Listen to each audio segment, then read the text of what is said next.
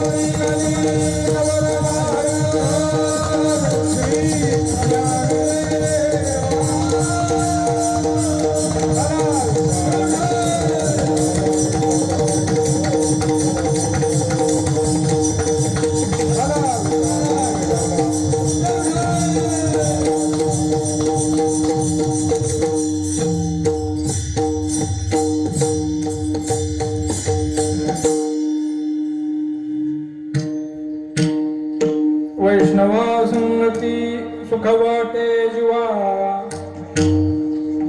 वैष्णवा संगती सुख वाटे जीवा आणि कमी देवा काही नेने गायनाचे उडे आपुलिया छंदे मनाच्या आनंदे आवडीने लाज भय शंका दुराविला मान नकळे साधन या परते गायनाचे उडे आपुलिया छंदे मनाच्या आनंदे आवडिले तुका म्हणे आता आपुल्या सायासे तुका म्हणे आता आपुल्या सायासे आम्हा जगदिशे सांभाळावे गायनाचे उडे आपुलिया छंदे मनाच्या आनंदे आवडीने पांडुरंगा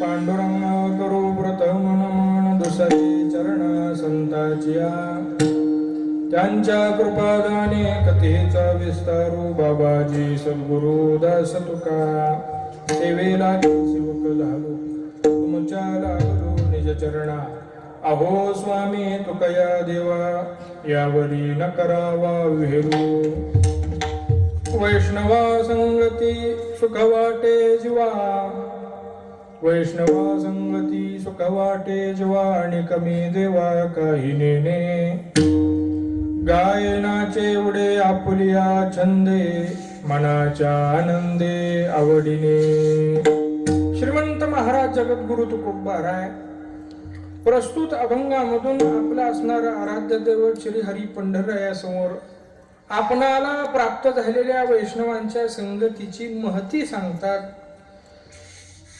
असा वैष्णवांचा म्हणजे एकंदरीत संतांच्या संगतीचं महात्म्य वर्णन करणारा हा अभंग प्रस्तुत सेवेकरिता घेतलेला आहे. आपल्याला पक्वान पांढरीच्या लावता येतील लागतील का नाही लागत नाही लागत पांढरी भरपूर गट्टे दिसतात राहू द्या. आलोच तुमच्या ताब्यात तर सगळंच तुमच्या स्वरात होऊ द्या.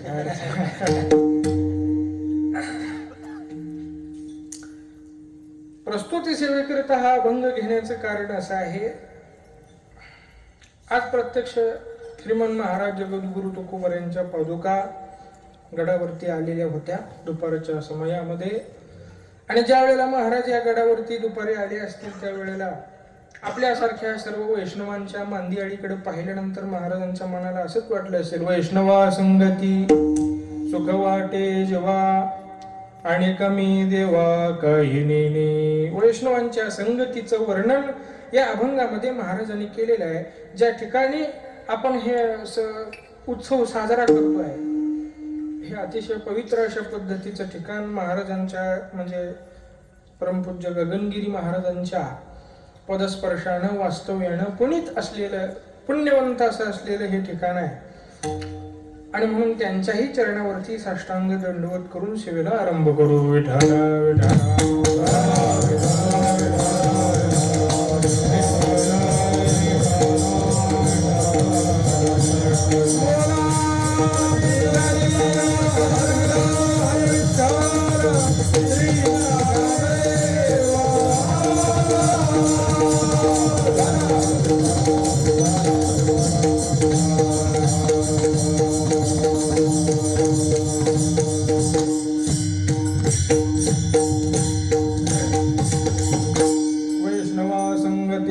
वाटे जेव्हा आणि कमी देवा काही नेने.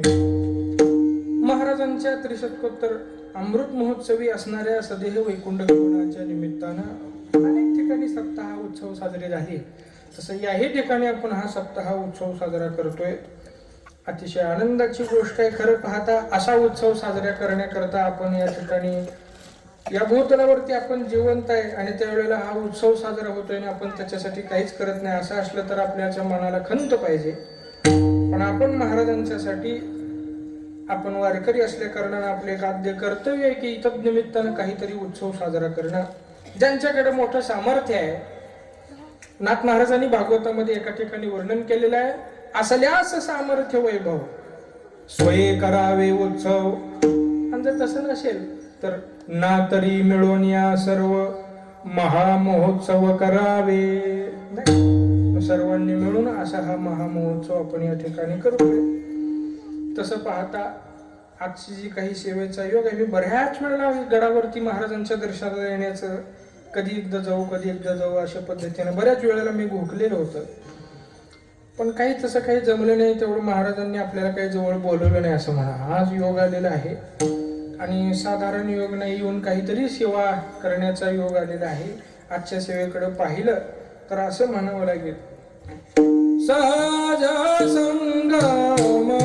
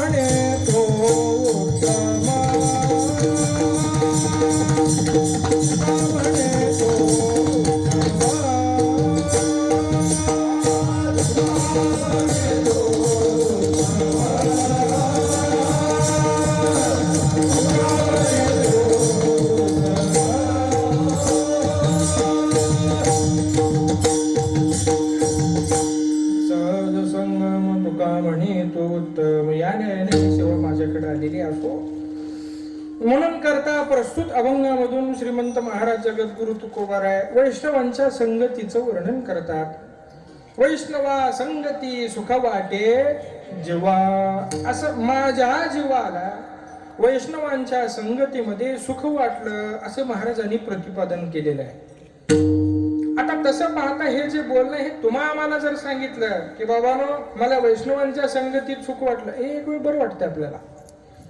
पण वैष्णवांच्या संगतीमध्ये सुखाचं प्राप्तव्य झालं हे महाराज कोणाला सांगतायत? तर प्रत्यक्ष असणाऱ्या श्रीहरी पंढररायाला, रुक्मिणी पाहन संजीवन असणाऱ्या श्रीहरी पंढररायाला महाराज सांगतायत सुख वाटे जेव्हा. आणि आता तू समोर उभा आहेस पण आम्हाला तुझ्याकडून काय नका आणि कमी देवा काय नेने, आम्हाला आता तुझ्याकडून कशाचीही इच्छा राहिलेली नाही. असं का म्हणतात महाराज? कारण महाराजांना सांगायचं आहे मला प्राप्त झालेल्या वैष्णवांच्या संगतीमध्ये असं सुख प्राप्त झालेलं आहे की आता तुझ्याकडून सुद्धा काहीही प्राप्तव्य व्हावं अशी आम्हाला इच्छाच राहिलेली आणि कमी देवा काही नेने, असं सुख वैष्णवांच्या संगतीमध्ये प्राप्त झालं. अशी ही सर्वश्रेष्ठ संगती वैष्णवांच्या. या जगामध्ये अनेक संगती आहे बरं का, अनेक प्रकाराची संगती आपल्याला पाहायला मिळते. महाराजांनी सांगितलेलं आहे वरकड कोठे काही एक आहे एक नाही, अशा अनेक संगती या जगामध्ये आहेत. त्या सर्वाचा दांडोळा महाराजांनी घेतलेला आहे. आणि मग सर्वश्रेष्ठ संगती कोणती? तर साधूची म्हणजेच वैष्णवाची म्हणजे संतांची ही संगती सर्वश्रेष्ठ स्वरूपाची संगती आहे. या संगतीला अनन्य महात्म्य आहे. तसं पाहता कशाच्याही कोणत्याही संगतीला जीवनामध्ये खूप मोठं महात्म्य आहे, प्रमाण आहे. पतन उद्धार संघाचा महिमा त्याजावे अधमा संत सेवी. एखाद्याचं पतन होतं, उच्च पदावरून नीच पदावर येतो, त्याला कारणीभूत संगती आहे. आणि एखाद्याचा उद्धार होतो त्याला कारणीभूत त्याची काय आहे? संगती आहे. दोनही दृष्टांत आपल्याला मी थोडक्यामध्ये सांगतो. रामायणामध्ये बऱ्याच वेळेला आपल्याला दृष्टांत पाहायला मिळतात. रामायणामध्ये रामराज्य आलेलं आहे. रामरायाला प्रभूला युवराज अशा पद्धतीनं दशरथाने घोषित केलं. दशरथ राजा मोठा आहे, राज्य मोठं आहे. आणि त्या रामरायाला काय केलं? युवराज म्हणजे पुढचे होणारे राजे कोण आहेत? आता प्रभू रामचंद्र हे पुढच्या अयोध्येचे दशरथानंतरचे कोण आहेत? राजे आहेत असं घोषित केलं. आणि ही बातमी घेऊन मंथरा नावाची दासी काही मातेकडे जाते. काही मातेला ही बातमी कळाल्याबरोबर आनंद झाला बरं का. आपल्याला काही रामायणामध्ये म्हणा किंवा पूर्वचरित्र पुराणामधल्या काही पात्रांची अशी उलटी ओळख आहे सगळी, त्याची गंमत आहे. त्याच्यापैकी एक म्हणजे कैकेयी माता, त्याच्यापैकी एक म्हणजे महाराजांच्या धर्मपत्नी जिजाबाई आहे साहेब. त्यांचं थोडंफार चरित्र विस्तृत आपल्याला माहित नाही, थोडंच वर माहिती आहे. कैकेयी मातेचं प्रभूवरती म्हणजे रामरायावरती नितांत प्रेम आहे बरं का, नितांत प्रेम आहे. ही बातमी ऐकली आणि त्यांना मोठा आनंद झाला. त्या बातमी सांगणाऱ्या दासीला एखादा दागिना त्यांनी भेट दिला. पूर्वकालामध्ये राजवाडे असं बातमी वगैरे कळाली की ते मोठं दातृत्व संपन्न असायचे, त्याच्यामुळे एखादा दागिना दिला. आणि मग मंथरा नावाच्या दासीच्या संगतीमुळं त्यांनी यांच्या मनामध्ये सांगितलं, म्हणले हे असं आहे, तुमचाही पुत्र काय होऊ शकतो? युवराज होऊ शकतो. रामरायाला वनवासामध्ये धाडता येऊ शकतं, पाठवता येऊ शकतं. तुम्ही मागितलेलं आहे. कधी मागितलंय? आपल्याला ठाऊक असेल कथाभाग की ज्या वेळेला कैकेयी माता गरोदर आहेत त्यावेळेला सुंदरपणाचा अभिमान म्हणी त्यावरी गरिबीने नामा म्हणे. त्यावेळेला डोळे विचारण्याकरता दशरथ राजा त्यांच्याकडे गेल्यानंतर त्यावेळेला त्यांनी सांगितलं माझी अशी इच्छा आहे, कनिष्ठाशी द्यावे राज्यपद, अशी माझी इच्छा आहे. ज्येष्ठाशी धाडावे वनामध्ये धाडा, म्हणजे दुरी गाण करा, अनेक ठिकाणी लांब धाडा. आणि याचा नये समाचार त्यांचा त्यांची वार्ता सुद्धा आम्हाला कळायला नको. आणि याचं हे करण्याचं जर तुम्हाला वाईट वाटत असेल, तुमचं नाव खराब होईल असं वाटत असेल तर नाव कोणाचं घ्या? माझं घ्या. असं कैकेयी मातेने त्या वेळेला मागितलेलं आहे. त्याची आठवण मंथरा नावाच्या दासीनं या वेळेला करून दिली. दासीच्या संगतीमध्ये अशी बुद्धी पालटली. रामप्रभूचं कैकेयी मातेवरती प्रेम, नितांत प्रेम आहे. कैकेयी मातेचं प्रभू रामचंद्रावरती नितांत प्रेम आहे. पण दासी कुलाची तिथं दासीची त्या संगती झाली. आणि त्या संगतीमुळे पुढे काय झालं, दशरथ राजाला पुत्रवियोग झाला. प्रभू रामचंद्राला सोबत लक्ष्मणाला सोबत सीता मातेला काय झाला, वनवास झाला. काय झालं दासीच्या संगतीमुळे, काय झालं सांगायची गरज नाही, रामायण झालं.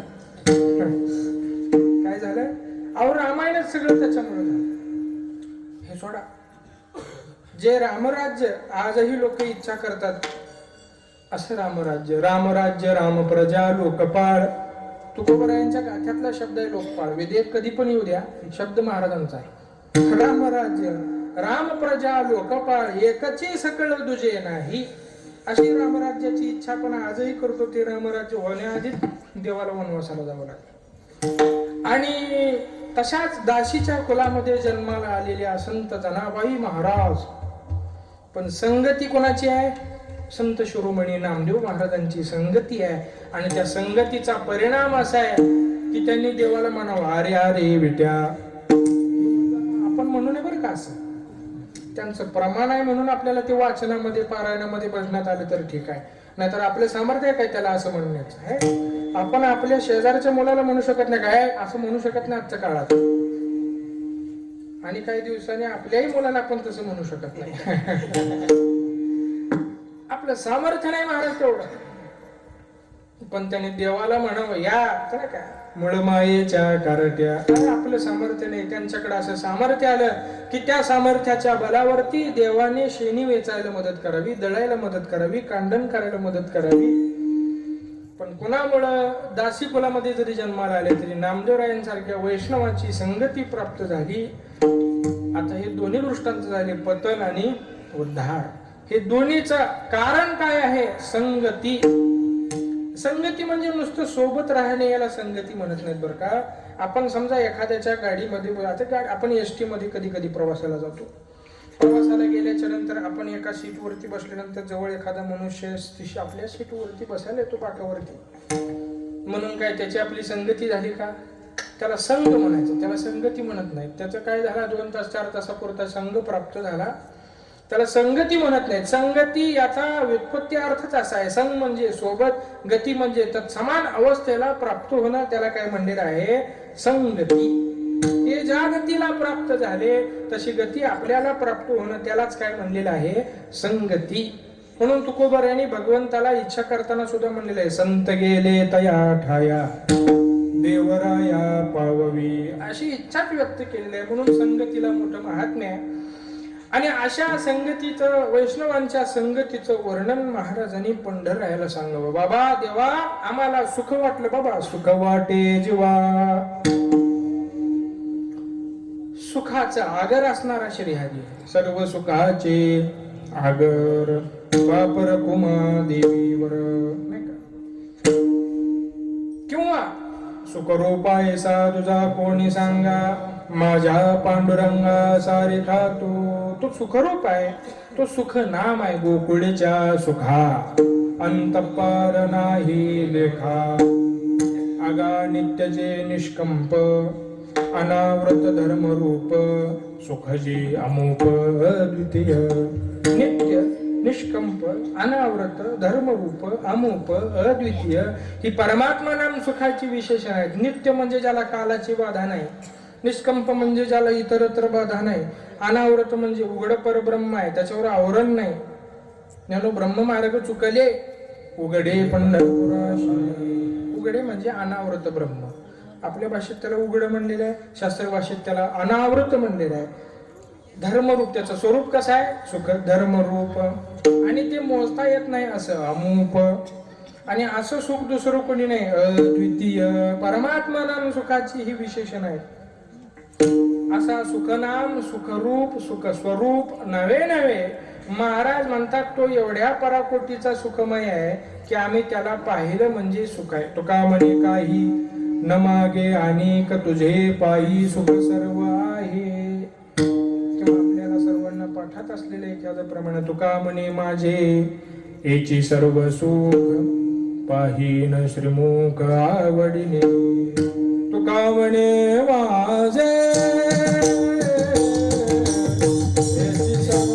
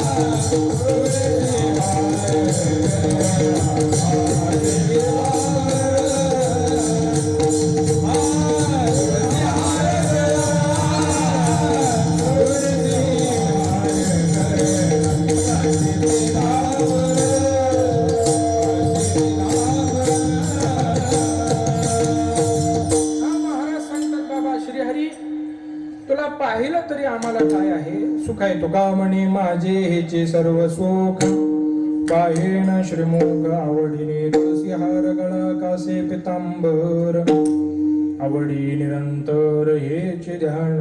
महाराज सांगताय तू एवढा सुख आहे आता मग त्या सुखाला सुख स्वरूप सुख आगर ज्ञानोबा सांगतात सुख निधी सुखाचा निधी एवढा सुख सागर जोडला म्हणून काळा दादूला मज पाचारी गे माये प्रेम नवाळी मज झाली दिवाळे काळे वनमाळे घरा आली गे माये. निधी आहे, सुखनिधी आहे श्रीहरी. आता काय आहे गंमत, निधी म्हणलं की आपल्या डोक्यात एकच आहे, निधी म्हणलं की काय, पैसा. दुष्काळग्रस्त निधी, दुसऱ्या बाजूला पूरग्रस्त निधी, आता अलीकडे रस्तेग्रस्त निधी, सगळे निधी आहे. निधी म्हणजे पैसे असं आपल्या डोक्यात आहे. निधी म्हणजे पैसे नव्हे, कोशामध्ये असा अर्थ आहे. निधी म्हणजे एकत्रित असणं, संकलित असणं, त्याला काय म्हणलेलं आहे, निधी. परमात्मा सुखनिधी आहे, सुख आगर आहे, सुखांचं सुख रूप आहे, सुख स्वरूप आहे. महाराज सांगतात सर्वांगानं ते सुख नाम सुख ही संज्ञाच त्याच्याकरता आहे. आणि महाराजांनी त्याला म्हणावं सुख वाटे जेव्हा, असं एवढं मोठं काय सुख या वैष्णवांच्या संगतीमध्ये मिळालं की सुखरूप सुखनाम सुख स्वरूप असणाऱ्या श्रीहरीला सांगावं असं काय सुख वैष्णवाच्या संगतीमध्ये मिळालं.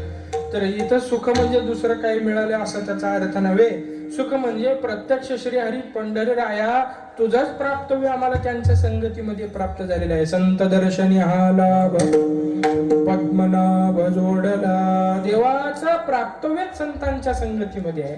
म्हणून करता या वैष्णवांच्या संगतीमध्ये राहून आम्हाला तुमचंच प्राप्तव्य देवा झालं. म्हणून सुख वाटे जेव्हा आणि कमी देवा काही आता काही नको असं आपल्याला म्हणता येते का, आता काही नको म्हणतोय आपण कधी. हा फार तर आता दुपारी पंगत झाली असेल का नाही. दुपारी पंगत झाल्यानंतर आपण सगळे पंगतीला बसलो. वाढणारा एखादा मनुष्य आग्रह करतो घ्या थोडं घ्या. मग आपण एखाद्या वेळेला घेतो, दुसऱ्या वेळेला घेतो, तिसऱ्या वेळेला तर सांगतो आता काही नको असं म्हणतो, पण कंसात असतं संध्याकाळपर्यंत. आता काही नको अशी अवस्था आपल्याला होत नाही, मिळत नाही, प्राप्त होत नाही. आणि जरी झाली तरी ती चिरकाल टिकत नाही. निश्चिंत अवस्था झाल्यावर असं म्हणता येतं आता काही नको.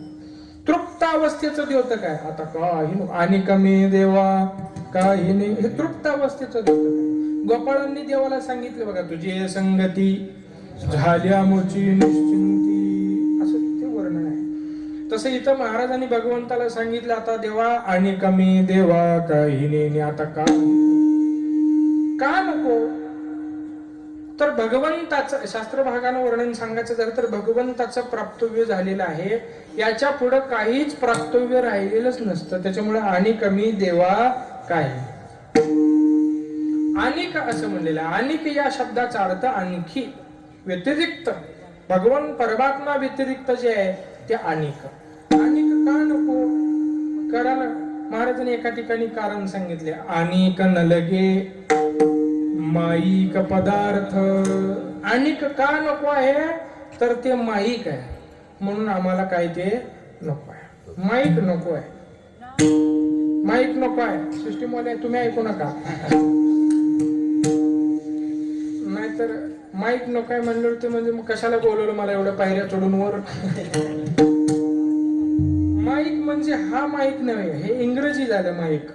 मराठीत माईक शब्दाचा अर्थ असा आहे जे मायेपासून उत्पन्न झालेलं आहे. थोडक्यात सांगायचं झालं तर देव व्यतिरिक्त सगळं काय आहे देवाला सोडलं तर माईक या शब्दामध्ये परमात्मा सोडला की सगळं काय आहे माईक.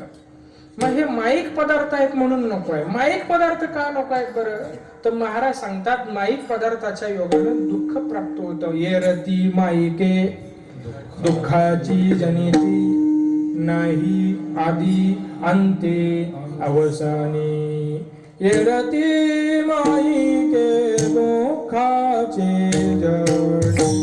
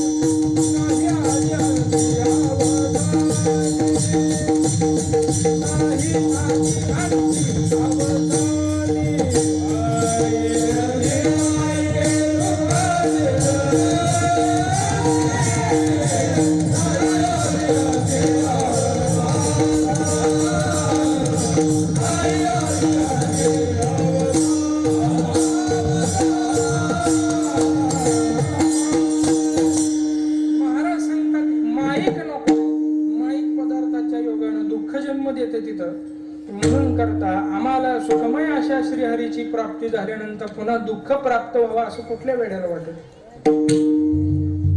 म्हणून करता महाराज सांगतात आणि कमी देवा काही नेने. जे सुख वैष्णवांच्या संगतीमध्ये प्राप्त झालं किंवा वैष्णवांची संगती कशी प्राप्त झाली. गाये नाचे उडे आपुलिया छंदे मनाच्या आनंदे आवडीने. या मार्गाने ती संगती प्राप्त होती. चला त्या संगतीमध्ये राहून हेच करायचं आणि मग त्या संगतीमध्ये राहून त्याचा अवलंब केल्याच्या नंतर परमात्मा नाम सुखाची प्राप्ती सुद्धा त्याच मार्गाने होते. गायनाचे ओढे आपुलिया छंदे मनाच्या आनंदी आवडीने. सुखाची प्राप्ती होणं वेगळं, एखादी गोष्ट प्राप्त करणं आपले काय म्हणतो त्याला प्रयत्न बलावरती प्राप्त करणं वेगळं आणि त्याचा उपभोग घेणं हा थोडा वेगळा भाग असतो. आज या जगामध्ये काही लोक एवढी गरीब आहेत, त्यांना साखर म्हणलं तर खायची इच्छा झाली तर लगेच मिळत नाही. त्यांना 2-4 तास कुठेतरी काम करावं लागेल, येणाऱ्या मोबदल्यामधून मग साखर विकत घ्यावी लागेल आणि मग खावी लागेल. त्यांना साखर प्राप्त आहे का? नाहीच. आणि काही लोक एवढे श्रीमंत आहेत, साखर असं म्हणायची वेळ फक्त साखरेनं भरलेला ट्रकच आपल्या दारामध्ये आला पाहिजे का? स्वतःच्या मालकीचा साखरेचा काय आहे? कारखाना असतो. त्यांना साखर प्राप्त आहे. पहिला सांगितलं त्यांना साखर प्राप्त नाही आणि दुसऱ्यांदा उदाहरण सांगितलं त्यांना साखर प्राप्त आहे पण आला की सगळे गोंधळ असतो बरं का. किंतु पण हे गोष्ट गोंधळाची गोष्ट आहे. साखर प्राप्त आहे, स्वतःच्या मालकीचा साखरेचा कारखाना आहे, पण डॉक्टरांनी सांगितले साखर खायची. काय करायचं तर मला सांगा. साखर खायची नाही यात नवल नाही. साखर ज्याच्या ज्याच्यात आहे ते खायचं. तुकाराम महाराजांचं प्रमाण आहे, भोग तो न घडे संचिता वाचुनी करावे ते मनी समाधान. समाधान अवस्था पाहिजे, संचितामध्ये असल्याशिवाय तो भोग प्राप्त होत नाही.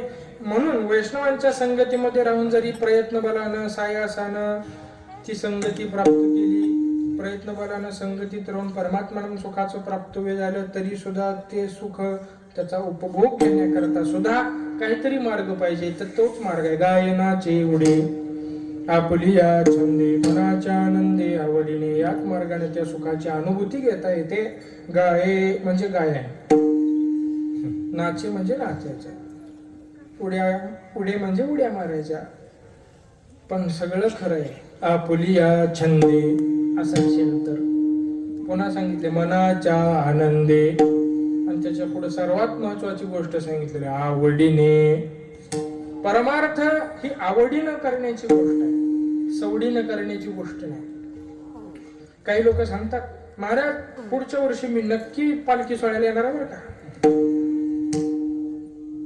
आता आपल्यासारख्याला सवय असते, एखादा वारीला येतो म्हणला की वारीच्या आधी त्याला आठवण करायची का? तर आपल्याला असं वाटतं सर्वांनी काय करावं, वारी घ्यावी, वारीतला आनंद सर्वांनी घ्यावा असा एक भाव आपला असतो. म्हणून आपण त्याला आषाढीच्या आधीच ज्येष्ठ वारीला हो वारी जवळ आली बरं का येत आहे ना. नाही महाराज यावेळी थोडस अडचणच आहे मला. काय झालं, थोडं माझं स्थिर स्थावर होऊ द्या, जरा थोडं माझं बसतान बसू द्या, मग मी वारी येणारच आहे मी पुढच्या वर्षी. आता अशी माणसं आपण विसरत नाही. तर पुढच्या वर्षी ज्येष्ठ महिन्यात पुन्हा हो वारी येत आहे ना. माझं झालंय सगळं, आमच्या मुलाचं थोडं स्थिरस्थावर झालं की सगळी जबाबदारी त्याच्या खांद्यावर दिली की मग निवांत आहे. असं करत स्थिर स्थावर होऊ द्या, बसतान बसू द्या असं सांगत म्हणत याचं बसतान बसवलं भिंतीला टेकून. कधी बसवते तुम्हाला माहिती आहे, आमच्याकडे मेल्यावर बसतोय, तुमच्याकडे आधी बसवते, आमच्याकडे मेल्यानंतर जाते, तुमच्याकडे हा सगळीकडे तेच असते. ते बसतान बसवलं, भिंतीला टेकवलं, त्याला बसवलं, आता पडते म्हणून पर्ण बांधली वगैरे वगैरे. आता कायमची सवड आहे, मागं दोघं पुढं दोघं. ज्याची जबाबदारी ज्याच्यावर आहे त्याच्या पुढे तो प्रकार लक्षात आला तुम्हाला मला काय सांगायचं. कायमची सवड झाली पण जीवनामध्ये एकदाही वारी घडली का? त्याचं कारण सवड नाही असं नाही, त्याचं कारण काय आहे? आवड. आवडीने भावे हरिनाम घेशी तुझी चिंता त्याशी सर्व. ही आवड पाहिजे. काही सवडीनं होत नसते महाराज. काही लोक म्हणतात अहो काय सांगायचं मला जेवायला सवड नाही असं म्हणतात ना लोक. अजून काही दिवसांनी देवाला सांगतील लोक देवा मला मरायला सवड नाही. हा तू देश काळ विचार काय बघितलं बरं काय. असो अशा पद्धतीने ही सगळी साधना करायची, त्याच्यातून त्या सुखाचं प्राप्तव्याने अनुभूती घ्यायची, पण कधी आवडीनं. काय करायचं? गायनाचे उडे गायचं. आता गायचं म्हणल्यानंतर आता सांप्रत कलियुगामध्ये खूप विकल्प आहे. काय गायचं, कुणी गायचं, कधी गायचं, कसं गायचं आणि का गायचं. काय गायचं असं जर तुकाराम महाराजांना विचाराल तर महाराज सांगतात आम्ही बाबा बाकीचं काही गात नाही. एक गावे आम्ही विठोबाचे नाम, गाशी तरी एक विठ्ठलची गाई, व्यतिरिक्त गायचं. बरं मग कुणी गायचं? गायन हा विषय जर हाताळायचा झाला तर तुकोबाराय सांगतात गाता येईल तेनेची गावी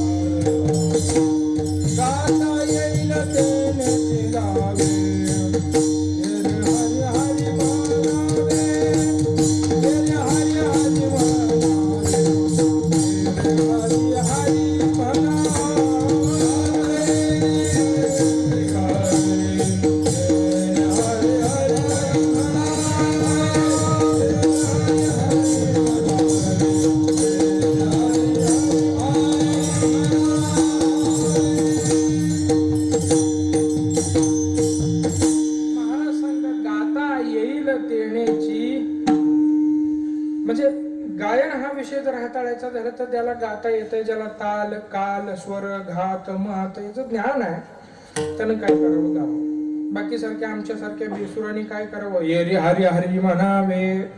आपल्याला काही गाता येत नाही, आपण काय करायचं? हरी हरी म्हणा, नामस्मरण करायचं. प्रत्यक्ष गायन केलं तरी पुण्य आहे, कीर्तन स्वतः केलं तरी पुण्य आहे, विणा घेतला तरी पुण्यच आहे, टाळ वाजवलं तरी पुण्यच आहे, थाप मारली तरी पुण्य ही बरं का. आणि कीर्तन बसून श्रवण केलं तरी पुण्य आहे. फक्त झोपला चुकून तर पाप असत.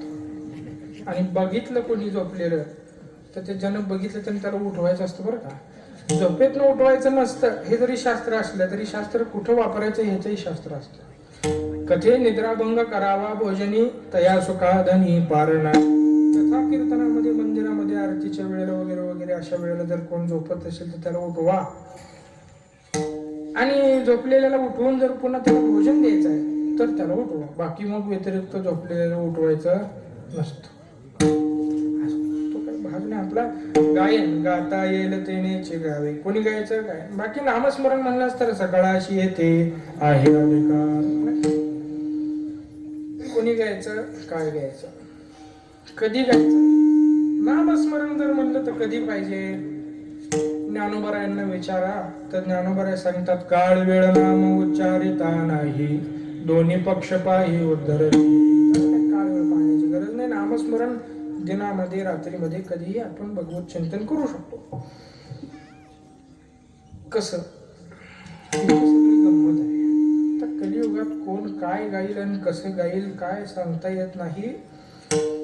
भावयुक्त अंतःकरणानं गावं, दांभिकपणानं गाऊ नये असा त्याचा अर्थ आहे. दंभे करू भक्ती सोंग दावी जना अंतरी भावना वेगळी. कशी भक्ती का? कृत्रिम प्रेम अशा पद्धतीचं भगवंतावर असावं. भक्तीचं वर्मच तसं आहे. अकृत्रिम उपजे प्रेम आहे हे वर्म लाविल्या न लगे. अशी भक्तीचं प्रेम आहे. भक्तीचं वर्म आहे. असो म्हणून अशा पद्धतीचं गावं गाये नाचे. आता का गावं हे राहील? का गावं म्हणजे ज्याला भगवत परमात्मा पाहिजे त्यानं भावे गावे गीत शुद्ध करून या चित्त. असं गावं का? तुझं भाव आहे देव तरी हा सुलभ पाव. गाये नाचे, नाचायलाही हरकत नाही, उड्या मारायलाही हरकत नाही, पण एक तालबद्ध पाहिजे, सूत्रबद्ध पाहिजे.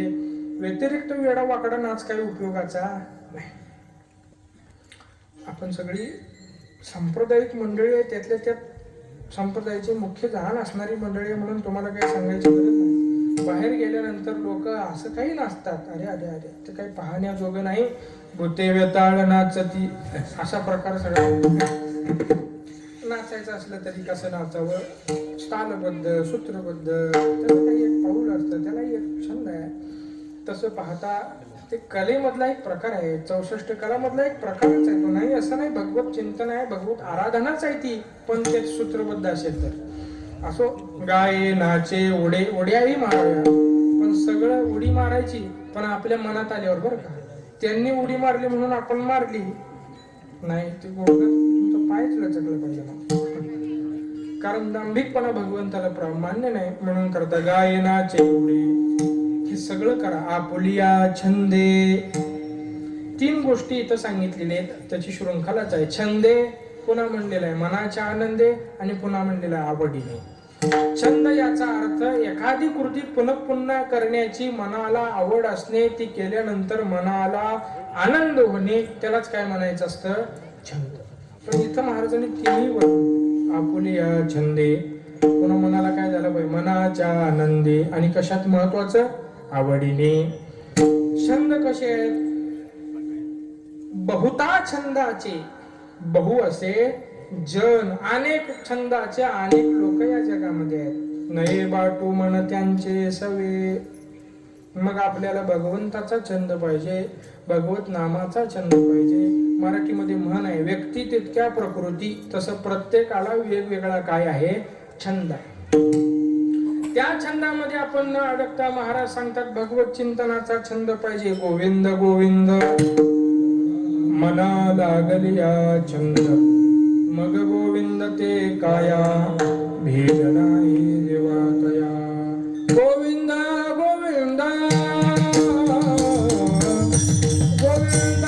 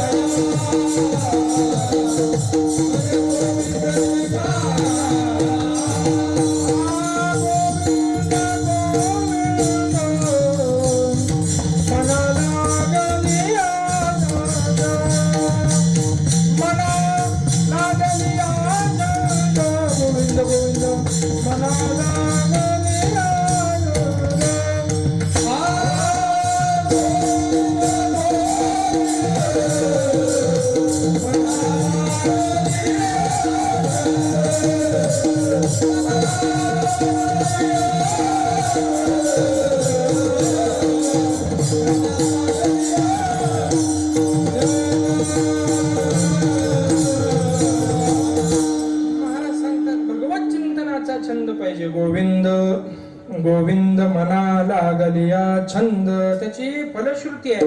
मग गोविंद ते काया भेद नाही देवा तया, अशी अवस्था प्राप्त होते. म्हणून मनाच्या आनंदे आपुलिया छंदे, त्यानं काय होते, मनाला आनंद होतो. मनाच्या आनंदे आवडीने पाहिजे. आता अशी साधना करायची, भगवंतांची अशी सेवा करायची की मनापासून अतिशय छंदानं अतिशय आवडीनं गायचं, नाचायचं, उड्या मारायच्या, भगवत चिंतन करायचं, भगवत नामस्मरण करायचं. पण लगेचच ती संगती प्राप्त होईल असं नाही, लगेचच ती सुख प्राप्त होईल असं नाही. व्यवहारामध्ये जसं काही गोष्टी करताना काही अनुकूल गोष्टी असतात आणि त्याच्यासाठी काही प्रतिकूल गोष्टी असतात.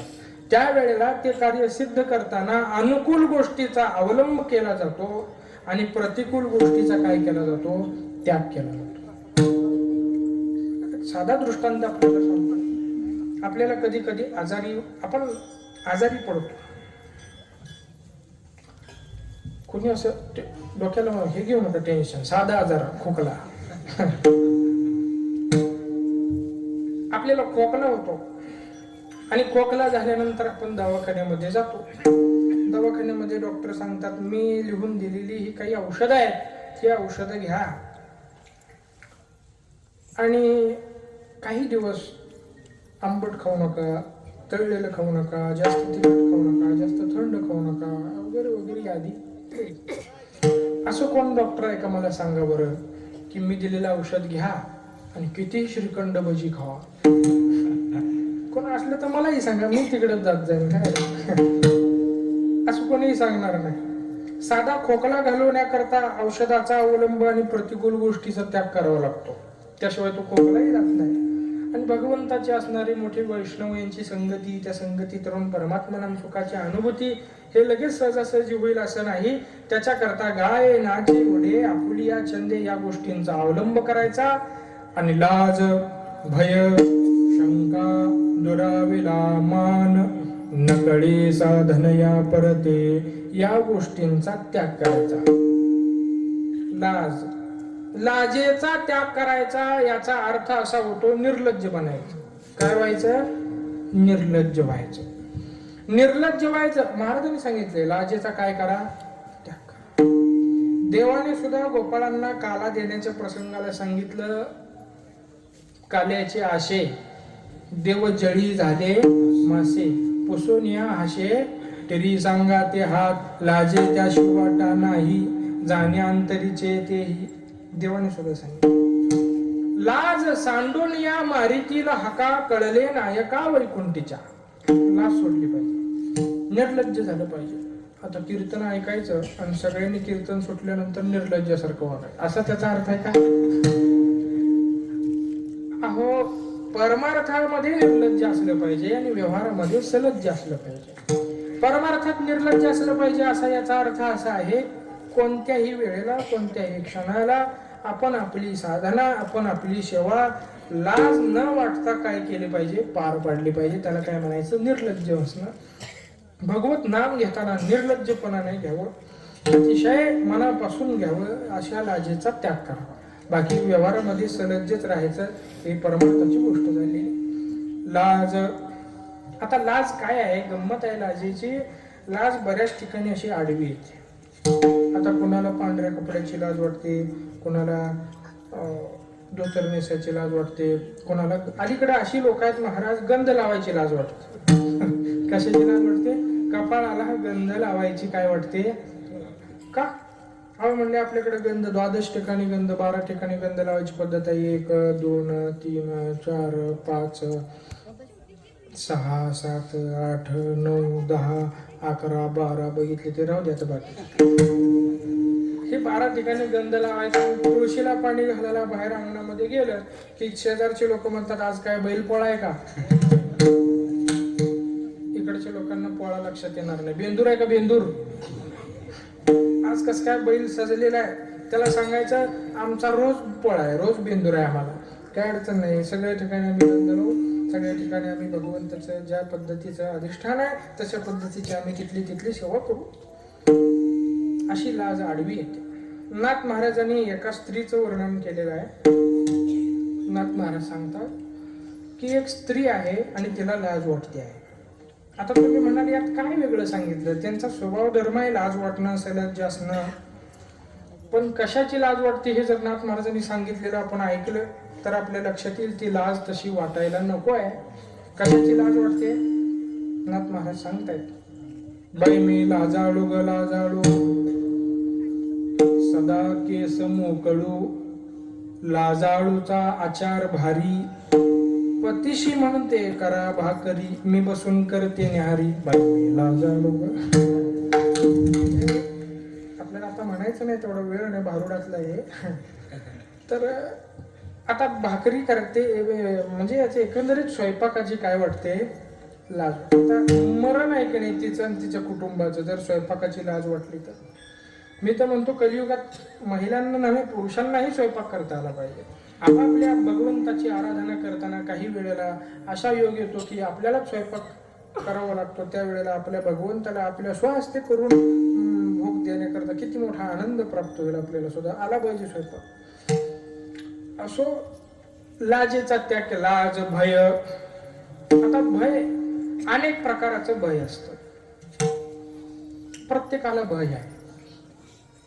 पहिल्यांदा भय असतं तारीख देतील का नाही, दुसऱ्यांदा भय असतं दिली तरी येतील का नाही, पुढं भय असतं आले तर कीर्तन वेळेत येतील का नाही, आले कीर्तन सुरू झालं वेळेत सोडतील का नाही. सगळं भयच आहे महाराज. विनोदाचा भाग सोडून द्या. भय भय भय सगळ्यात मोठं भय आपल्याला मृत्यूचं भय आहे, आपल्याला काळाचं भय आहे. महाराज सांगतात, ज्ञानोबरायांचं वर्णन आहे, ज्ञानोबराय सांगतात, कळी काळाचा माथा पाय देऊनी आम्ही वैकुंठ भवनाशी गेलो रे, आम्ही हरीचे विद्यावंत झालो रे. किंवा तुकोबरायांचं प्रमाण आहे, काळ गुलाम सलाम करी तुकया घरी राबतसे, किंवा जगा काळ खाय आम्ही माथा दिला पाय, जन्म मरणाची विसरलो चिंता तू माझ्या अनंता माय बापा. अशा पद्धतीनं काळाचं भय यांना प्राप्त होत नाही. लाज, भय, शंका इथं खूप मोठी गोष्ट आहे.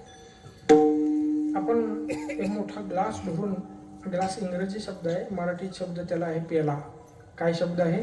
पण आता पेला म्हणल्यावर कळत नाही काय म्हणावं लागतं, ग्लास. परवा मी देहूमध्ये होतो पीजीच्या वेळेला, माझ्या समोर घडलेला प्रसंग आहे. तिथं आमच्याच एका हॉटेलमध्ये त्या हॉटेल वारकरी ते म्हणले काल्याचे कीर्तन झाल्यानंतर मी सर्व वारकऱ्यांना ताक वाटू का? म्हणलं हो.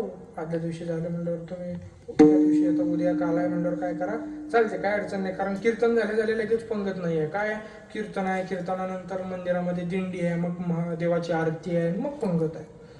भरपूर तासभर कीर्तन झाल्यानंतर वेळ जाणार आहे. त्यामुळे कीर्तन झाल्या तुम्ही जरी ताक दिलं तरी काही अडचण नाही. मग ते 1-2 वारकरी आले, ते म्हणजे मला पेला द्या. ते दुकानदाराला कळत नाही काय पाहिजे, म्हणजे पेला. हा म्हणलं त्यांना ग्लास द्या. म्हणजे पेला हा शब्द एवढा विसरून गेलेला आहे. तुमच्याकडे म्हणतात का नाही ग्लासला पेला, का पेल्याला ग्लास म्हणतात? दोन्ही एकच आहे. आता मी काय सांगत होतो, पेला भरून किंवा तांब्या भरून किंवा ग्लास भरून म्हणा, जाऊ दे तिकडे. दूध पिलं आणि दूध वगैरे पिलं, सगळं झालं. नंतर शंका आली, का तर माशी होती का, चारोळी टाकली असेल, चारोळी. आणि ती चारोळी अशी दिसते, ती एक समान असं दोन्ही. आणि ती चारोळी आपण दुधाबरोबर मसाल्याचा पदार्थ, मसाले दूध चारोळी पिली, खाल्ली. आणि मग शंका आली, कोणीतरी सांगितलं शाश्वती चारोळी नव्हती, आम्ही दुधात चारोळीच नाही टाक. आता टाकली जरी असली तरी काही लोक नव्हती, ती माशीच असते. अशी जर शंका आली तर ती शंका ते दूध पोटात राहू देत, काही वेळातच ते पडून जातं. अशी शंका काम करते. एवढी वारी केली, एवढी सेवा केली, आणि एवढी सेवा करून, एवढी पायीवाऱ्या करून, एवढं कीर्तन, जागर, भजन, दिंडी, एवढी सगळी आम्ही सेवा केली, आणि ह्या सेवेनंतर आमचं हित होईल का, अशी जर शंका आली तर केलेल्या सगळ्या सेवेवर घागर भरून पाणी ओतल्यासारखं. शंका नाही आली पाहिजे. इथं निश्चित आपलं हित होणार आहे अशी शाश्वत खात्री आहे. इथं शंका घ्यायची नसते. म्हणून नतमस्तक होताना शंका घेऊन नतमस्तक व्हायचं नसतं. तुकाराम महाराज सांगतायत, मी संतांना शरण गेलो, महाराज सांगतात शरण गेलो, आणि शरण गेल्या जाताना मनामध्ये असलेल्या सगळ्या शंका सोडल्या. शंकेच्या गाठी महाराज म्हणतात काय सोडल्या? गाठी सोडल्या. कशाच्या? शंकेच्या. शंकेच्या गाठी सोडून आम्ही संतांना काय गेलो? शरण गेलो, असं महाराजांचा भाव आहे. असो म्हणून करता अशी शंका आली नाही पाहिजे. लाज पण शंका अशी गोष्ट आहे, जो काहीतरी विचार करतो, काहीतरी अभ्यास करतो, त्याला शंका येते. अभ्यास करायला एखाद्याने गोष्टीनं सुरुवात केली, एखाद्याने एक कृती करायला सुरुवात केली, मग त्या कृतीबद्दल काहीतरी शंका उत्पन्न होते. तशी शंका असली तर हरकत नाही, पण कुशंका असली तर मग चांगलं नाही. कुशंका म्हणजे काय? एखाद्याला प्रश्नच पडावा, रावणाला किती तोंड आहेत? आता तुम्ही बघितलाय का मी बघितलंय? पण प्रमाणानं संतांच्या वाक्यामध्ये असं सांगितलं, त्याला दशानन म्हणलेलं आहे. सगळीकडे रामायणामध्ये वर्णन आहे वगैरे वगैरे. त्याच्यावर विश्वास ठेवायचा असतो त्या अक्षरावर. दशानन किती तोंड आहेत? 10.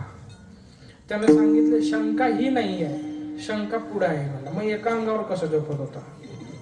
शंकेला काय म्हणायचं? कुशंका. अशा शंका काही कामाच्या. म्हणून लाज, भय, शंका ह्या गोष्टी नको. मग अजून काय नको? दुरावेला मान. मान खूप मोठा अडसर आहे. भगवत प्राप्तीमध्ये मान हा मोठा अडचणीचा भाग आहे. मानाची अपेक्षा करणं योग्य नाही. महाराज सांगतात आम्हाला ते मान नको. तुल्य निंदा स्थिती अशी अवस्था आहे. मान दंभ चेष्टा हे तव शुकराची विष्ठा. महाराजांनी भगवंताला प्रार्थना केली, नावडावे जन, नावडावा मान, करोनी प्रमाण तुची होई. महाराजांनी प्रार्थनाच तशी केली.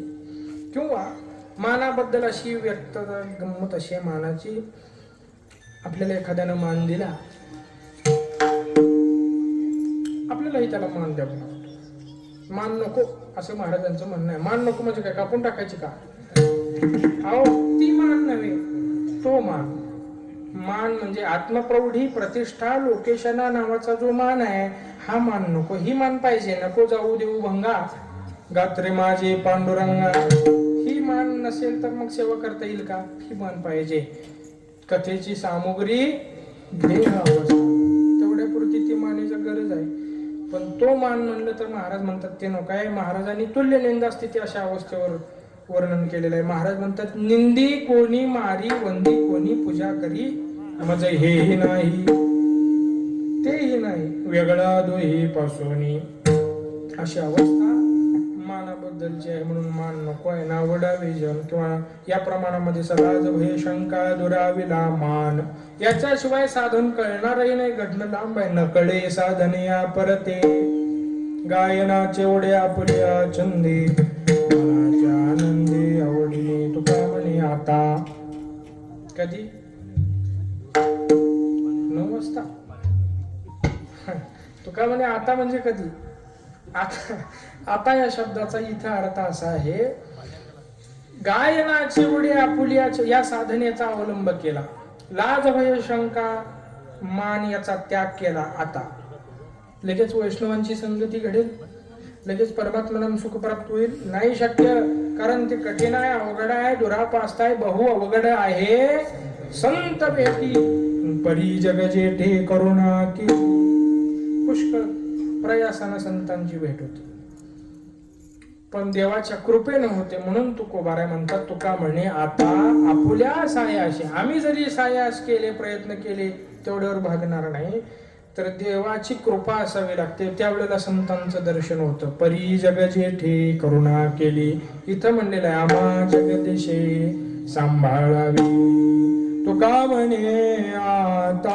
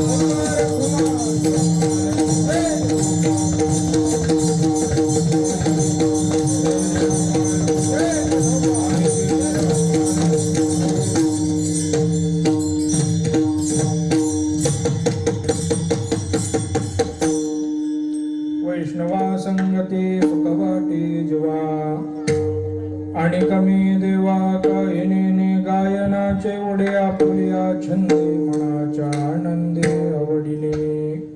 तसं पाहता आपली सेवा 7:30 ला सुरू झालेली आहे. आमच्या पंढरपूर भागामध्ये असे म्हणतात विनोदानं लोक, एक हार घातला की 2 तास कीर्तन करायला पाहिजे बरं तर मग तुम्ही मोजू नका, मी किती घातले तरी 2च तास करतो. वेळेला महत्व असतं. समयाशी सादर व्हावे. समयोजाना समयोजाना. आमच्या पंढरपूरमध्ये आमचं मंदिर आहे, तुकाराम महाराजांचं मंदिर आहे. कीर्तनकाराला उभारायची जी कायमची जागा आहे, म्हणजे सेवा करताना महाराजांची मूर्ती आहे समोर, इकडे कीर्तनकार वगैरे टाळकरी मंडळी आणि मध्ये खांब आहे. त्या मधल्या एका खांबावर आम्ही घड्याळ लावलेलं घड्याळ. आता आमचं मंदिर 4-5 वर्षापूर्वी म्हणजे लॉकडाऊनच्या वेळेत थोडा त्याला रंग दिला आम्ही. पूर्वीच्या रंगाच्या वेळेला त्या घड्याळाच्या खाली एक प्रमाण लिहिलं होतं, आम्हीच लिहिलं. समय न कळे वेडगळ बुद्धी. महाराजांचं प्रमाण विद्या ते शोधी जांच रांच. ते कोणाकरता दिलं तुम्ही जा ना आता. असो सुनादाचा भाग सोडून द्या. तर या प्रस्तुत अभंगामध्ये महाराजांनी भगवंताला सांगितलं, बाबा वैष्णवांची संगती झालेली आहे आणि त्याच्यामध्ये सुखाचं प्राप्तव्य झालेलं आहे आणि आता तुझ्याकडून काही नको. एवढी मोठी वैष्णवांची संगती, साधूची संतांची संगती ही अनन्य महत्वाची मोठी आहे.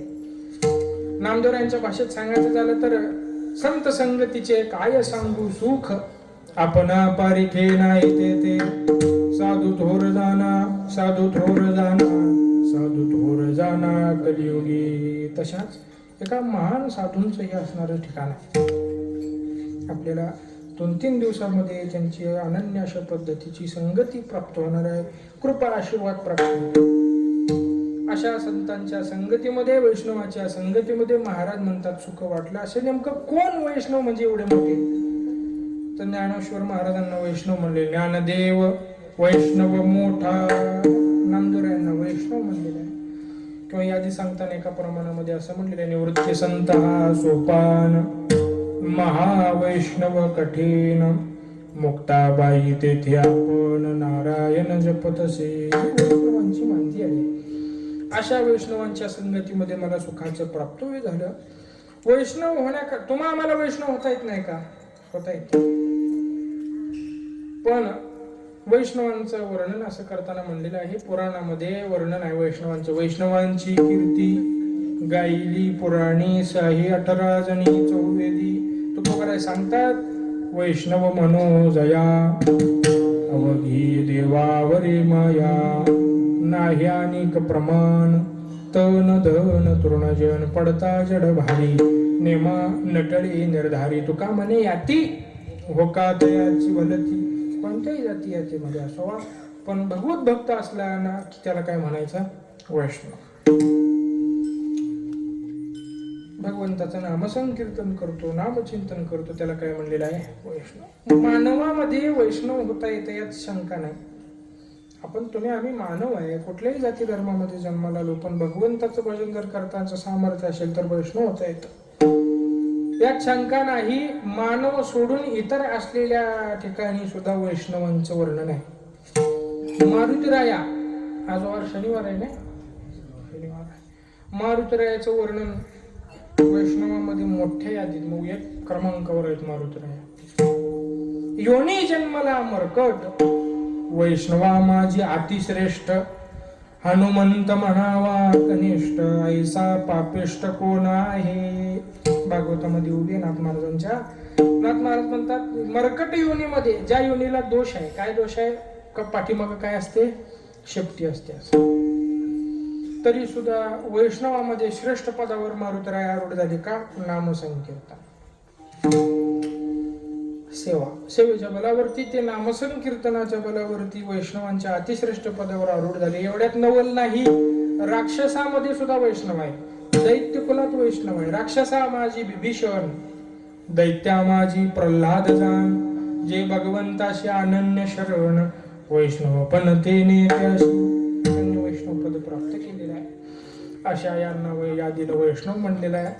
मग आपल्याला वैष्णव होण्याकरता काय करावं लागेल? नामा म्हणे नाम केशवाचे घेशी, तरीच वैष्णव होसी अरे जना. त्याच वेळेला तुम्हाला आम्हाला वैष्णव होता येईल.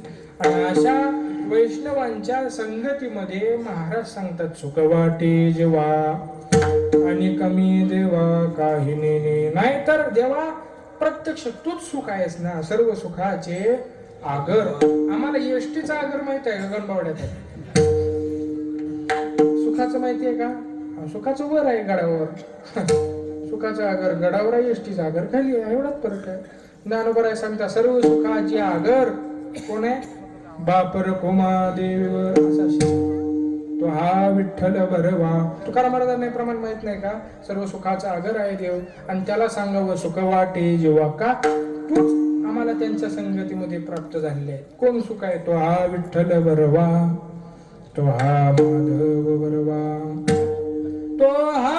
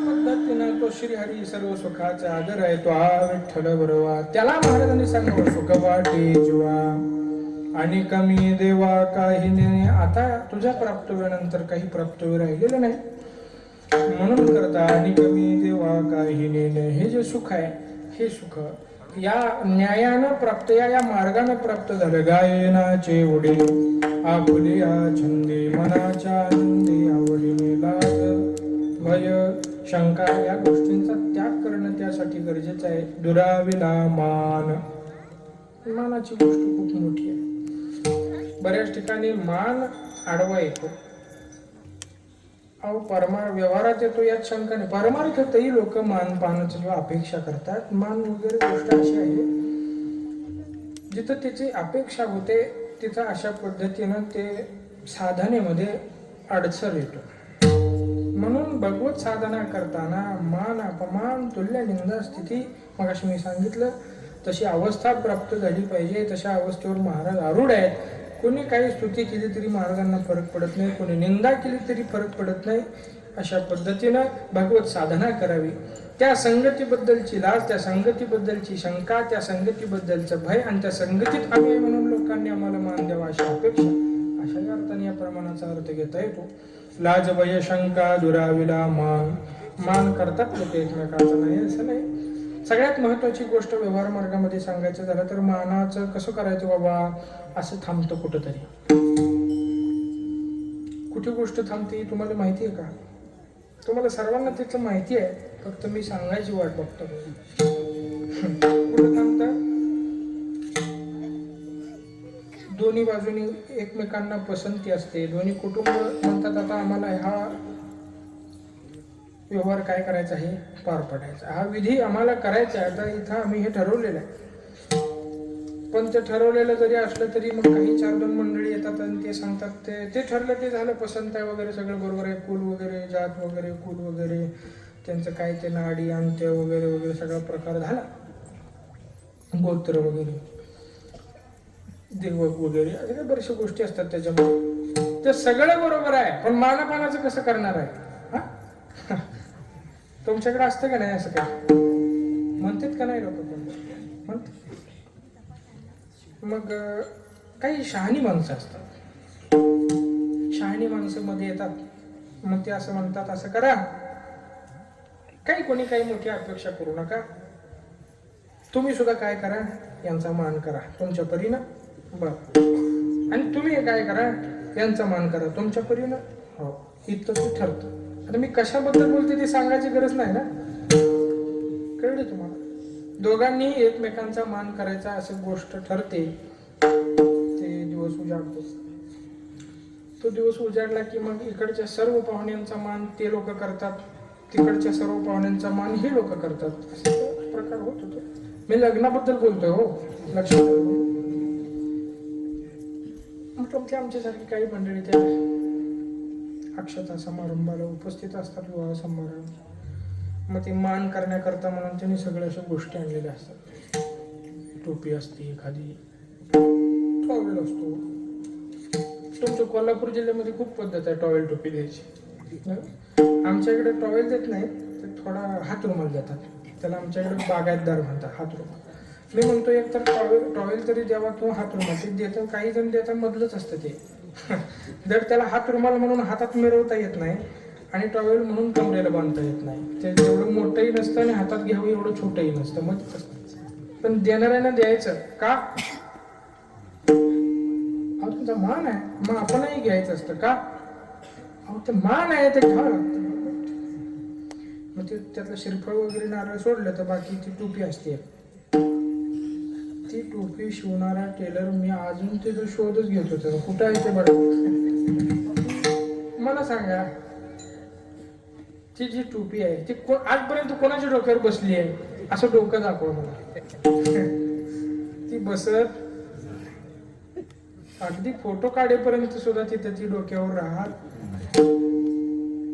पण का द्यायची, का घ्यायची, असा बरं आपल्याला दिली, आपल्याला मिळाली, चला. मग ती मान म्हणून आणलेली जी टोपी वगैरे तो काही प्रकार असतो सगळा ते घ्यायचा आपण. का घ्यायचा? मान वापरता येतो का, उपयोग होतो का? मग काय करायचं, घरी यायचं वगैरे व्यवस्थित ते आपल्या कपाटामध्ये जपून ठेवायचं आणि मान म्हणून दुसऱ्याला द्यायचं. आता जेवढे लोक हसले त्यांना हा मान कुठेतरी मिळालेला आहे.